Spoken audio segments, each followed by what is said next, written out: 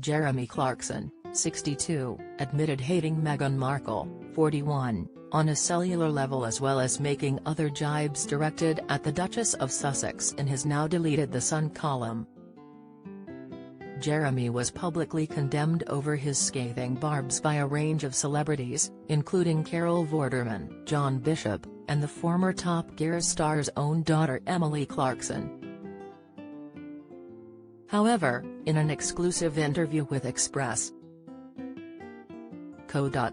Katherine Ryan, 38, backed the Clarksons' farm star, despite not being a fan. Express.co.uk asked Katherine what she thought about Jeremy's controversial words in the aforementioned publication. She replied, "I think that, as someone who is not a fan of Jeremy Clarkson, I am categorically not a fan of him. I see what he's doing. I could tell that he was trying to be extreme, but make a joke.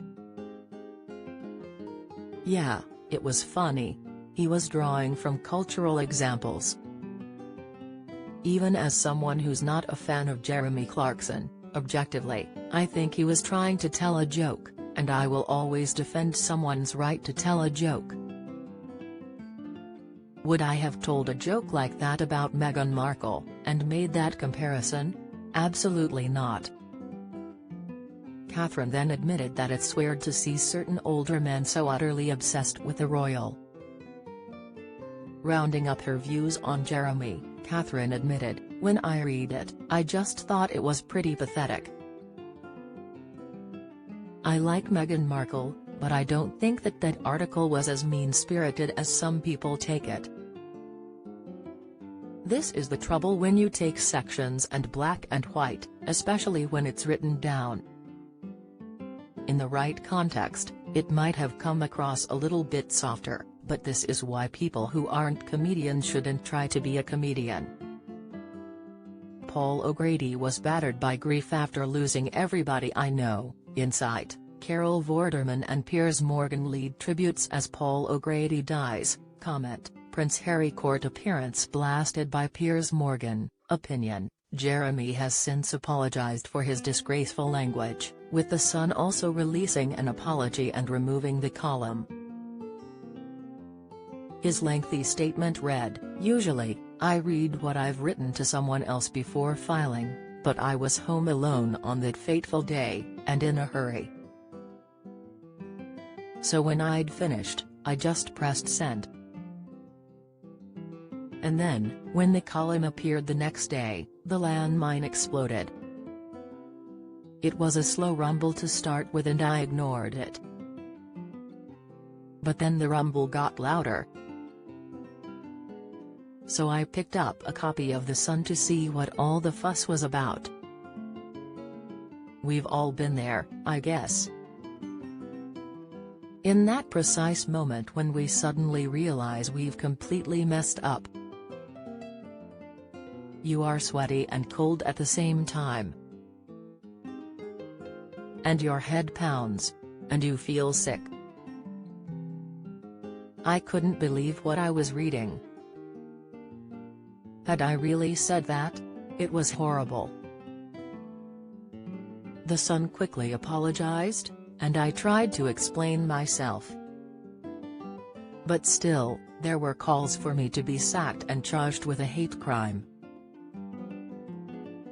More than 60 MPs demanded action to be taken. ITV, who make Who Wants to Be a Millionaire, and Amazon, who make The Farm Show and The Grand Tour, were incandescent. I therefore wrote to everyone who works with me saying how sorry I was, and then on Christmas morning, I emailed Harry and Meghan in California to apologize to them too. I said I was baffled by what they had been saying on TV, but that the language I'd used in my column was disgraceful and that I was profoundly sorry. Over the last 30 years, I have written very nearly 5,000 newspaper and magazine columns, so it was inevitable that one day, I'd do a Harry Kane and Sky one of the damn things. Which is what happened with the piece about Meghan.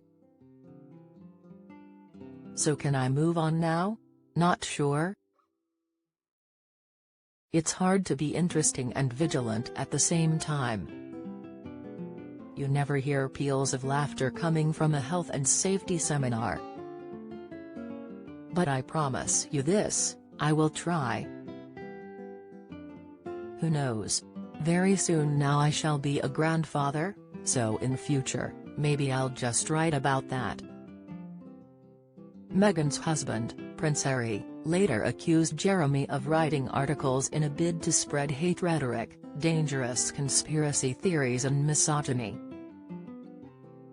Ipso is currently investigating the matter with claims the presenter breached Clause 1, accuracy, Clause 3, harassment, and Clause 12, discrimination, of the Code. Meanwhile, Katherine is supporting Gusteau's Flavor That Pops campaign, featuring a new show-stopping menu of popcorn flavors, inspired by its best-selling recipes.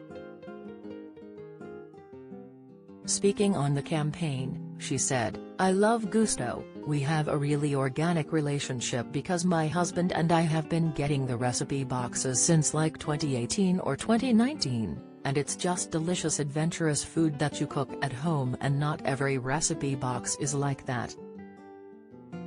This has us hooked, we don't even order takeaway anymore, it's been so good for family mealtimes.